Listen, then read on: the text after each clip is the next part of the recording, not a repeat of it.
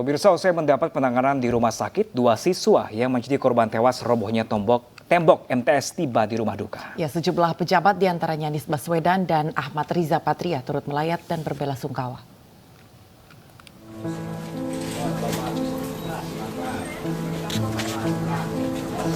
Jenazah Dendis Latif, siswa kelas 8 MTSN 18 Pondok Labu, Jakarta Selatan, kemarin malam tiba di rumah duka di Jalan Harapan 2, Jagakarsa, Jakarta Selatan.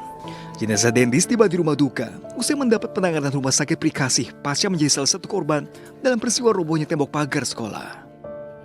Saat jenazah tiba, suasana haru dari keluarga tak bisa terbendung.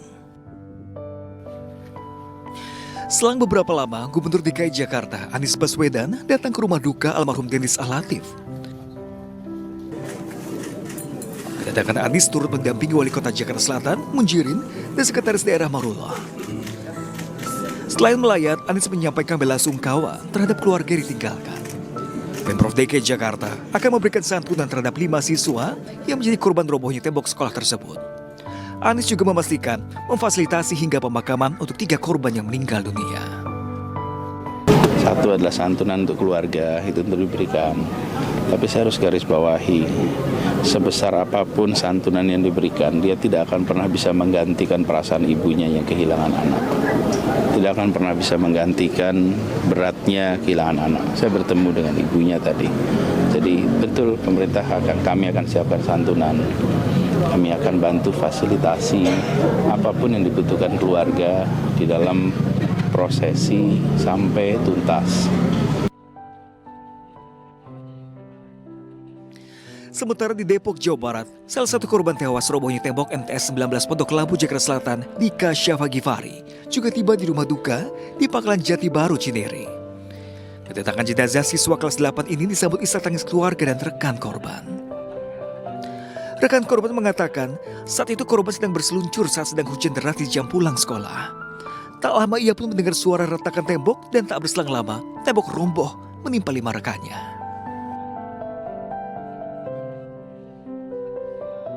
Lagi pada main main seloncoran. Terus nggak lama kedengar suara kayak tembok ngerubuh. Nah, di situ udah firasat. Belum pada tahu situ mau temboknya mau rubuh. Pas sudah pada tahu, ya udah pada kaget. Wagub DKI Jakarta, Ahmad Riza Patria juga turut melayat ke rumah almarhum Dika Syafa Gifari. Ahmad Riza Patria memberikan ucapan duka mendalam bagi keluarga Dika dan menyempatkan berdoa di depan jenazah korban. Ia menambahkan peristiwa ini menjadi pembelajaran akan melakukan evaluasi.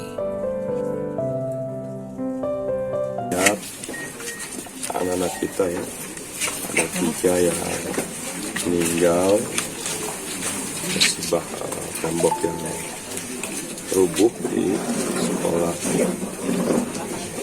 MTSN 19 di Pondok Labu. Tentu kami turut berduka cita dan ini menjadi pembelajaran bagi kita semua dan nanti kita akan evaluasi.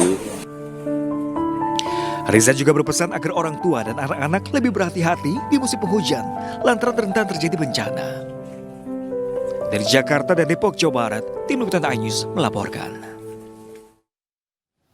Sebelumnya pemirsa, tembok MTSN 19 Pondok Labu, Cilandak, Jakarta Selatan roboh hari Kamis petang. Ya pemirsa, akibatnya 3 siswa meninggal dunia.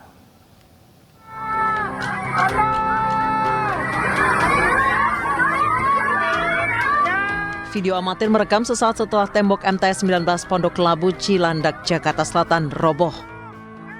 Tembok menimpa sejumlah siswa yang sedang bermain di dekat tembok. Akibatnya beberapa siswa meninggal dunia dan lainnya terluka. Korban luka dibawa ke rumah sakit Fatmawati. Tembok diduga roboh akibat tidak kuat menampung debit air dari selokan yang tidak jauh dari lokasi. Saat kejadian, hujan turun deras dan membuat sekolah ini terendam banjir. Saya situ nyari korban aja. Yang korban yang ketiban posisi tembok, ada tembok panggung sama tembok pagar. Nah itu dia tembok pagar timpa tembok panggung. Dan anak-anak yang pada main di situ. Berarti anak-anak sekolah ini lagi pada main di panggung, Pak? Iya, di bawah panggung. Oke. Itu berapa orang, Pak, total, Pak? Kalau kurang lebih sih lebih dari 3 kalau pada main. Cuman kalau untuk sementara ini korban yang kena musibah baru 3 orang yang dibawa ke rumah sakit. Sebelah belakang sekolah itu tanggul yang rubuh. Anak-anak sedangkan anak-anak itu lagi bermain di situ. Nah, tanggul itu rubuh langsung di grup. Nah, itulah ada peristiwa terjadi, ada yang meninggal, luka-luka dan sebagainya. Itu tanggul kali sungai? Tanggul sekolah. Oh, tanggul sekolah, Pak, ya? Petugas gabungan dari kepolisian dan damkar yang berada di lokasi mencari adanya korban yang diduga masih terjepit.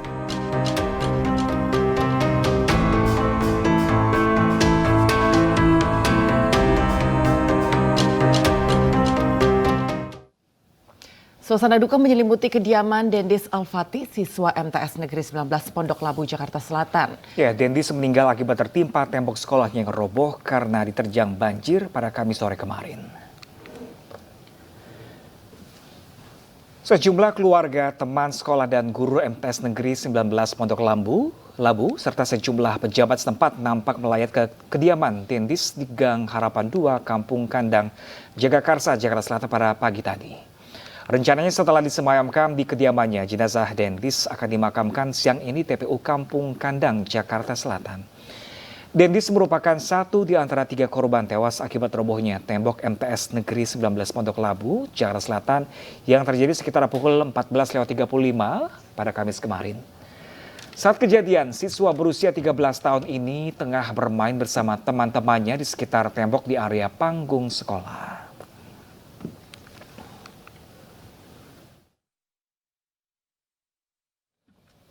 Ya, pemirsa, suasana duka menyelimuti kediaman Dendis Al-Fatih, siswa MTS Negeri 19 Pondok Labu, Jakarta Selatan yang meninggal akibat robohnya tembok MTS Negeri 19 Pondok Labu, Jakarta saat banjir, pemirsa. Dan sudah bersama kami pemirsa rekan Vito Erlangga langsung dari rumah duka di kediaman Dendis. Ya, rekan Vito, tepatnya pukul berapakah jasad Dendis akan dikebumikan di sana? Silakan rekan Vito. Ya, baik Pram dan pemirsa, dapat kami laporkan untuk jenazah dari salah satu korban yaitu Dendis Al-Latif. Ini baru saja dikebumikan pada sekitar pukul 9 waktu Indonesia Barat di TPU Kampung Kandang, yang mana saat ini sendiri proses penguburan jenazah ini sendiri sudah selesai, dan saat ini sejumlah keluarga sudah kembali ke rumah duka yang berada di Gang Harapan 2 Kampung Kandang, Jagakarsa. Dan saat ini saya sudah bersama dengan salah satu pihak keluarga yaitu nenek dari Dendis Al-Latif, ada Bu Hajah Erno. Bu Hajah, sebelumnya kami mengaturkan turut berduka cita. Bu Eno, mungkin bisa diceritakan awal mendapat kabar dari pihak sekolah saat kejadian kemarin seperti apa, Bu? Awalnya anak saya habis nganter pulang. Lalu terus jam 2 ditelepon sama temennya yang nggak kecelakaan itu. Mama Dendis ketiban, kata anak saya. Ketiban apa? Anak itu nggak jawab. Cuma ketiban gitu. Terus anak saya langsung kemas-kemas, orang hujan deras, pakai jas hujan, langsung berangkat ke lokasi. Sampai di lokasi di sekolah nanya, Bu Guru anak saya mana? Nanti ada. Sampai lama nggak ditunjukin juga di mana cucu saya. Akhirnya ada orang bilangin kalau cucu saya dibawa ke Prikasi, anak itu diantar sama orang, anak saya diantar sama ibu-ibu. Bu, udah nggak usah bawa motor, pakai motor saya aja, saya antar ke Prikasi sama orang lain. Jadi Bu Guru nggak nganterin. Terus nggak ada yang bilang kalau ya Bu Guru juga nggak tahu juga, mungkin ya dibawa ke rumah sakit mana, apa Fatmawati, apa Prikasi. Tapi ada ibu-ibu yang tahu, Bu dibawa ke Prikasi, jadi anak saya diantar ke Prikasi sama ibu-ibu di situ.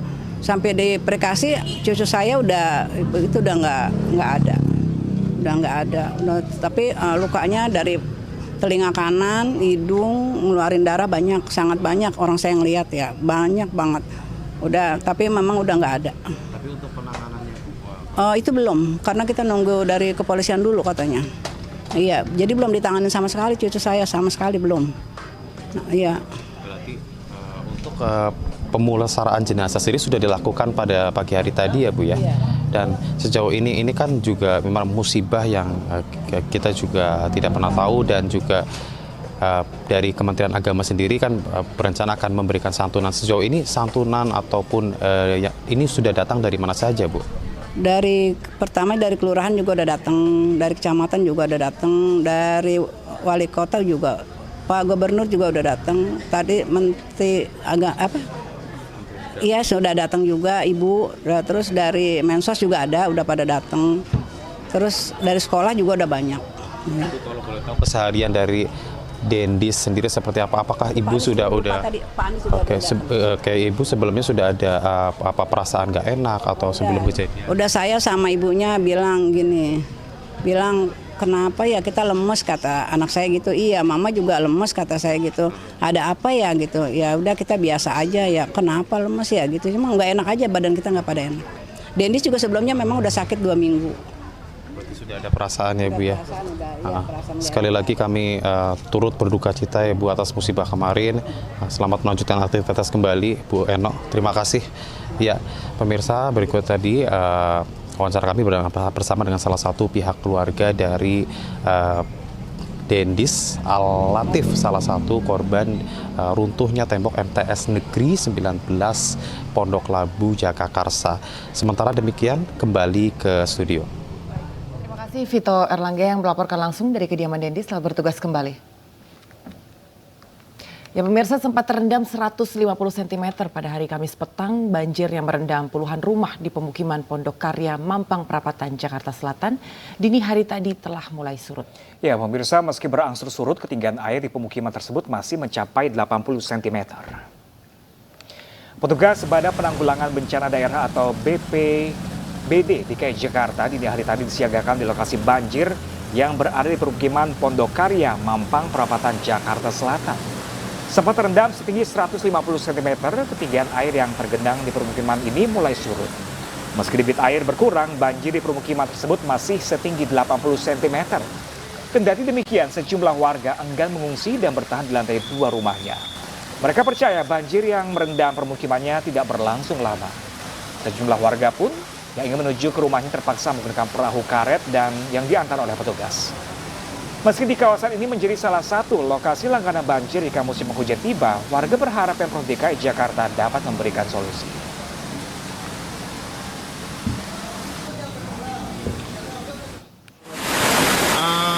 Ketinggian air berapa, Pak, pas surut? Surut sekarang 80-an. Dari mulai kapan pas surutnya, Pak? Sekarang jam yang lalu. Sebelumnya berapa, Pak, ketinggian, Pak?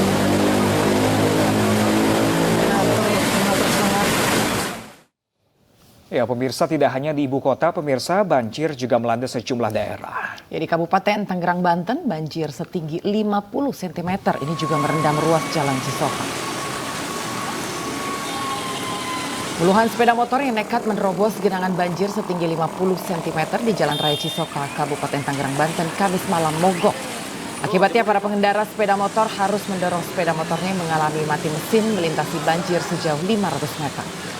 Selain membuat sepeda motor mogok, banjir yang terjadi sejak Kamis sore pun mengganggu aktivitas warga berjualan di pinggir jalan. Warga menyebut kawasan Jalan Cisoka ini memang kerap terendam banjir. Selain karena intensitas hujan yang tinggi dan menyebabkan meluapnya Sungai Cimanceuri, banjir ini juga dipengaruhi oleh buruknya sistem drainase. Ada kali kan, jadi kali ini mampet biasanya seringnya. Jadi ini mah rutinitas, kayak setiap hujan berapa 2 jam 3 jam pasti otomatis banjir itu. Kan sejam 2 jam 3 jam ya udah sini udah ngeluap. Ketinggian air berapa, Pak? Ada 50 sentian. Tadi banyak yang mogok kan sih, Pak? Banyak banget. Kalau udah terpaksa dia nerjang ya mau nggak mau. Kalau yang motornya. Ya, pemirsa, banjir juga melanda sejumlah desa di Walenrang Timur, Kabupaten Luwu, Sulawesi Selatan. Banjir yang datang secara tiba-tiba setinggi 1 meter membuat warga tak sempat menyelamatkan harta benda mereka. Upaya sejumlah warga yang nekat menerobos genangan banjir untuk menyelamatkan diri pun terekam dalam video amatir. Tingginya genangan dan derasnya arus membuat satu rumah warga terbawa arus banjir. Banjir juga membuat barang elektronik dan surat berharga milik warga rusak karena tak sempat dievakuasi. Sejumlah relawan dan petugas BPBD masih terus bergerak mengevakuasi warga.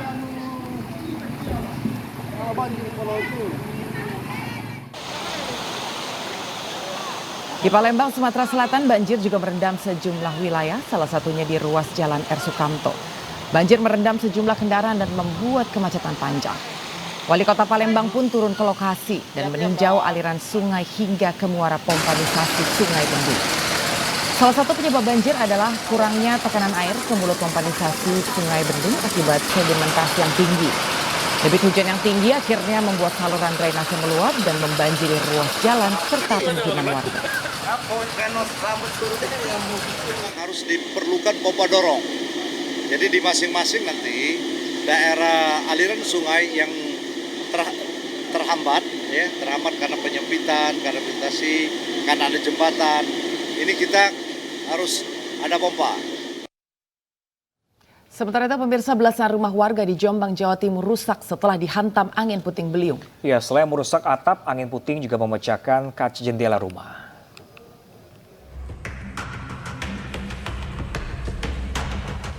Sejumlah rumah warga di Desa Plosong Geneng, Kecamatan Jombang, Kabupaten Jombang, Jawa Timur rusak usai diterpa angin puting beliung. Atap rumah warga terlepas hingga pecah dan tak dapat digunakan kembali. Peristiwa angin puting terjadi saat hujan turun deras pada Kamis petang. Mendongnya kaulap, habis gitu ada kabut putih gitu. Yeah. Kabut putih muter, habis gitu dibarengi dengan hujan lebat, terus kejadian angin puting beliung. Apa muter-muter menerjang rumah begitu? Iya, muter langsung terjang. Selain merusak atap rumah, kaca jendela pecah akibat kencangnya tiupan angin. Warga setempat mendata terdapat 13 rumah warga yang rusak, 1 diantaranya rusak berat. Beruntung tidak ada korban jiwa dalam peristiwa ini. Dari Jombang, Jawa Timur, Mukhtar Bagus, iNews melaporkan. Pemirsa, hujan dengan intensitas tinggi hingga menyebabkan banjir terjadi di sejumlah wilayah. Waktu musim hujan ini juga sudah mulai bergeser, Pram. Kira-kira fenomena apa yang terjadi saat ini? Dan pemirsa sudah bersama kami, Ibu Dwi Korita, pemirsa. Ya, halo, selamat siang Ibu. Oh, selamat siang Bapak. Ya, Assalamualaikum warahmatullahi wabarakatuh. Ya, waalaikumsalam warahmatullahi wabarakatuh. Ibu selaku Kepala Badan Meteorologi, Klimatologi, dan Geofisika. Ibu, ini cuaca ekstrem sudah mulai terjadi. Apakah kami saat ini di bulan ini sudah memasuki musim penghujan puncaknya? Seperti itu, seperti apa Ibu Dwi? Benar sekali. Jadi sebagaimana yang kami sebarluaskan ke seluruh publik ataupun berbagai pemerintah daerah dan kementerian lembaga terkait di bulan Agustus yang lalu. Diperkirakan musim hujan mulai masuk di bulan September secara tidak serem. Jadi saat ini sebagaimana yang telah diperkirakan kita berada pada awal musim hujan atau sebagian transisi dari musim hujan, dari musim kemarau ke musim hujan.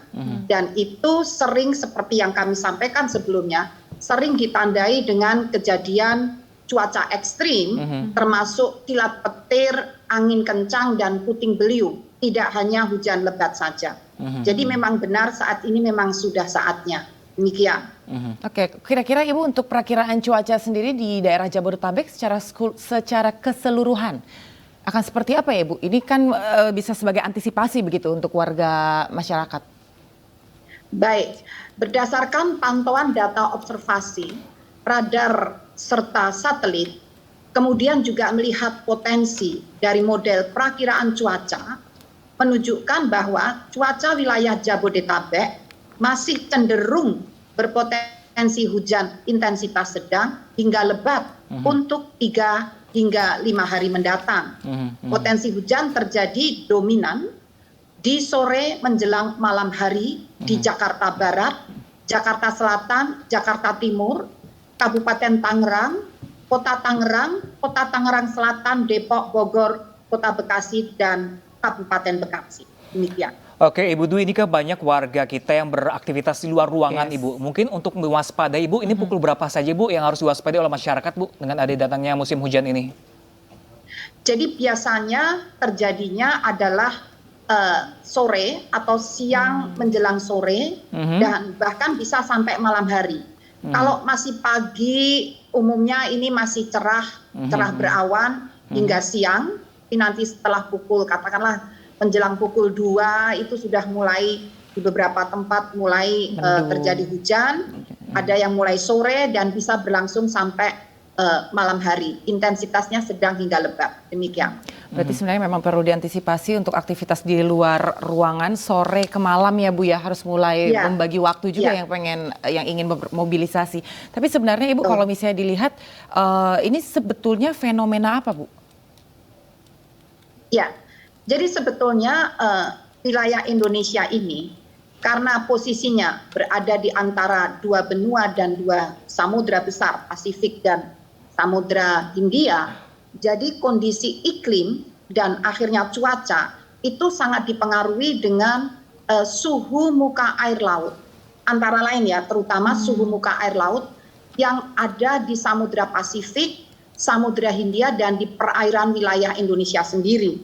Sehingga terjadinya saat ini pengaruh aliran pasokan aliran massa udara basah dari arah Samudra Pasifik dan juga Samudra Hindia.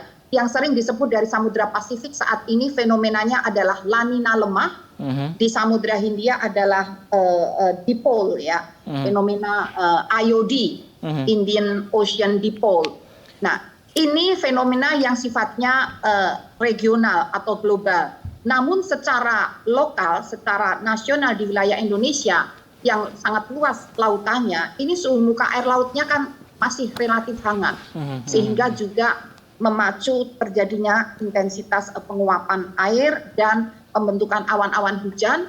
Selain itu juga beberapa kali terjadi sirkulasi siklonik dan gelombang atmosfer. Jadi fenomenanya memang sangat kompleks, baik secara global, regional dan lokal di wilayah perairan Indonesia ataupun di daratan kepulauan Indonesia yang bergunung-gunung. Demikian. Baik Ibu, dengan adanya fenomena Median Oscillation. Median Julian Oscillation itu yang secara sesaat melintasi Indonesia, kumpulan awan-awan hujan dari arah Afrika, dari Samudra Hindia masuk ke wilayah Indonesia bagian barat, terus sampai menyeberang sampai ke timur. Ya Ibu. Kombinasi. Iya. Ibu Dwi, ini dengan adanya fenomena ini apakah Ibu khususnya di wilayah Jabodetabek ini potensi banjir masih akan terus terjadi Ibu? Iya. Jadi untuk wilayah Jabodetabek ini kami sampaikan untuk 3 hingga 5 hari mendatang intensitas hujan masih cukup tinggi 3 hingga 5 hari ke depan. Jadi masih perlu diwaspadai, untuk itu terus saja memantau. Kami menyebutkan cuaca itu sepekan sebelum kejadian, diulang 2 hari sebelum kejadian, lalu 1 hari sebelum kejadian sampai 30 menit sebelum kejadian. Jadi mohon terus monitor aplikasi mobile phone info BMKG perkembangan dinamika cuaca ini.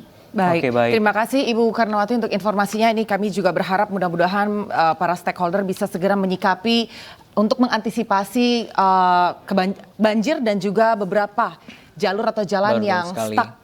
Dan warga juga harus ibu kota khususnya harus waspada ya setiap sore dan malam hari bahwa hujan akan turun dengan sangat deras. Terima kasih banyak Ibu Dwi telah bergabung bersama kami. Selamat siang. Ya pemirsa, langsung saja kami bergabung dengan sejumlah pertemuan pemirsa dengan antara Anies dengan AHY. Agus Harimurti Yudhoyono. Berikut ini. Ketika chemistry yang terjadi juga makin kuat karena kami dipertemukan oleh visi, misi, prinsip, dan etika untuk memajukan bangsa ke depan. Akhirnya saya mengucapkan terima kasih sekali lagi kepada semua kader Partai Demokrat yang telah pagi siang malam menunjukkan komitmen, kebersamaan untuk bukan hanya membela kedaulatan partai kita, tetapi juga membela kepentingan masyarakat kita. Mereka yang ingin perubahan dan perbaikan. Untuk itu, mari kita dengarkan bersama apa yang ingin disampaikan oleh Mas Anies Baswedan dalam rangka mewujudkan visi misi besar itu bersama. Terima kasih. Wassalamualaikum warahmatullahi wabarakatuh.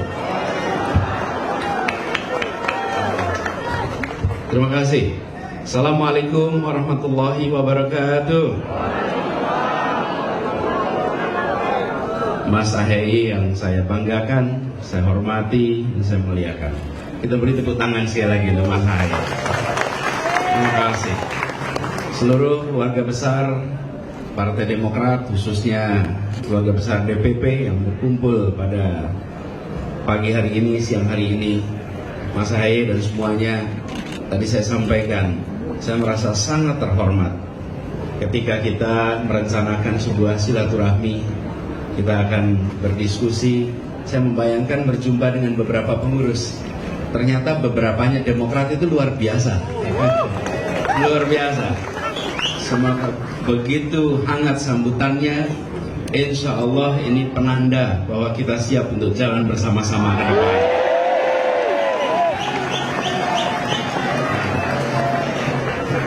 Bahwa keinginan untuk jalan bersama itu bukan keinginan dari puncak. Keinginan jalan bersama adalah keinginan yang bergerak dari seluruh arah.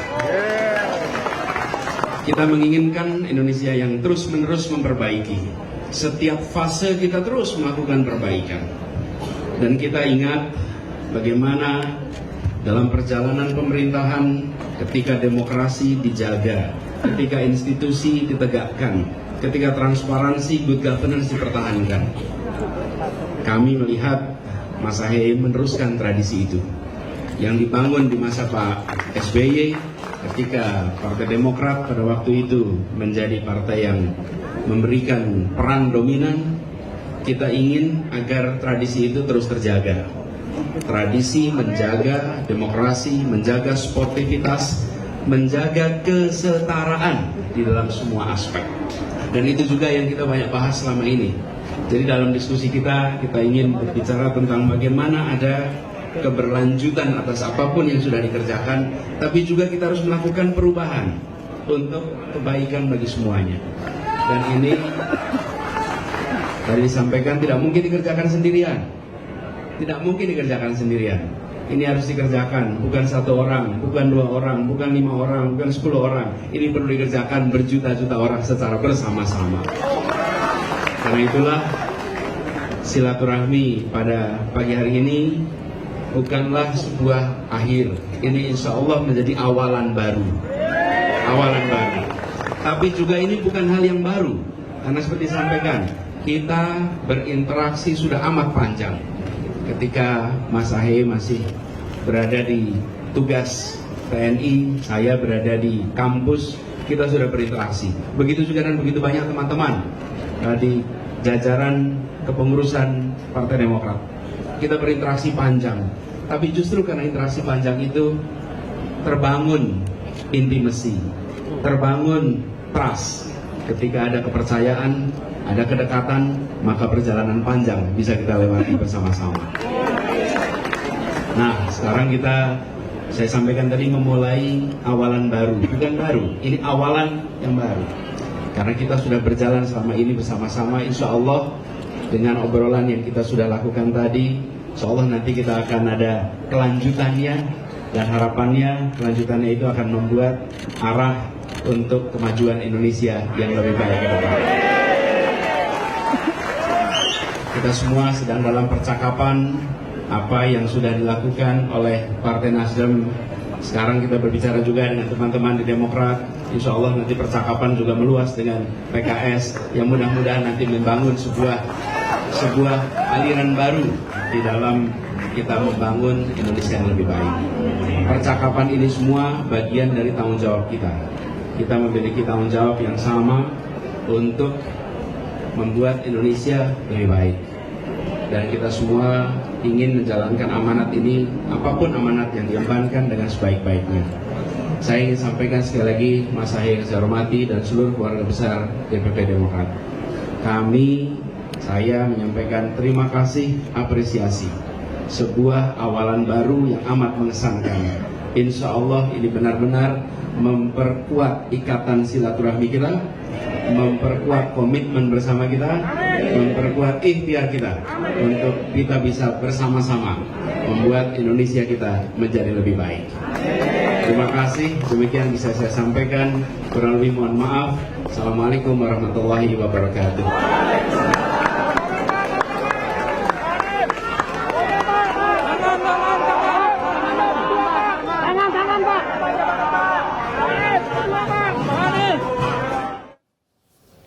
Ya, pemirsa, baru saja kita saksikan bersama silaturahmi politik antara Partai Nasdem dan juga Partai Demokrat. Iya, kalau yang ini sebelumnya menandakan berkoalisi untuk pemilu 2024 nanti. Tinggal kita menunggu apakah ini akan diusung menjadi capres atau cawapres, karena Nah, kalau sebelumnya Partai Nasdem mengusung Anies sebagai capres, apakah AHY akan menjadi cawapres nanti? Iya, kita lihat tunggu saja pemirsa. nanti seperti apa keputusan dari Partai Demokrat.